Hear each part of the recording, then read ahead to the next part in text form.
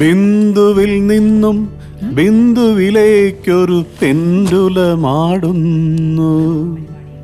അതെ, ഇന്ന് അമ്മ വിളിച്ചിരുന്നു, ഒന്ന് കാണണമെന്ന്. അച്ഛന് സുഖമില്ലാതിരിക്കുമല്ലേ? കണ്ടോളൂ. അങ്ങനെ പറഞ്ഞ എങ്ങനെയാ? അങ്ങനെ പറഞ്ഞാൽ അങ്ങനാ. ബിന്ദു, നമ്മൾ ഈ കാര്യം വീണ്ടും ഡിസ്കസ് ചെയ്യേണ്ട കാര്യമില്ല. 10 കൊല്ലമായി. നിനക്ക് വേണമെങ്കിൽ നീ പോയി കാണൂ. ഞാനില്ല.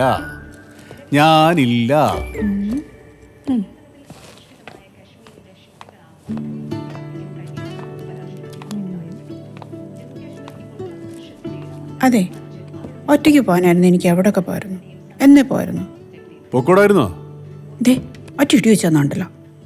ആദ്യ രാത്രി എന്നോട് പറഞ്ഞ പ്രധാന കാര്യം എന്താണെന്ന് വല്ല ഓർമ്മയുണ്ടോ?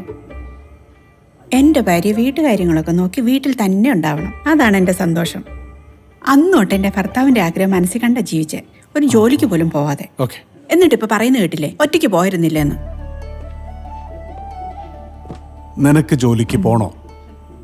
അതെ, ഇങ്ങനൊന്നും ചോദിച്ചാൽ പോരാ. ചോദിക്കുവാണെ സ്ട്രോങ് ആയിട്ട് ചോദിക്കേ. ആ ഫ്ലാറ്റിന്റെ താഴെ അസ്തമിക്കാൻ നിൽക്കുന്ന സൂര്യൻ സാക്ഷ്യത്തെ ഞാൻ ചോദിക്കുകയാണ്, നിനക്ക് ജോലിക്ക് പോണോ? ഉയ്യോ, കാലാവസ്ഥ ബംഗാൾ ഉൾക്കടൽ ചക്രവാത ചുഴി. എന്റെ പ്രവചനമാണ്, നീ അറിഞ്ഞില്ലല്ലോ.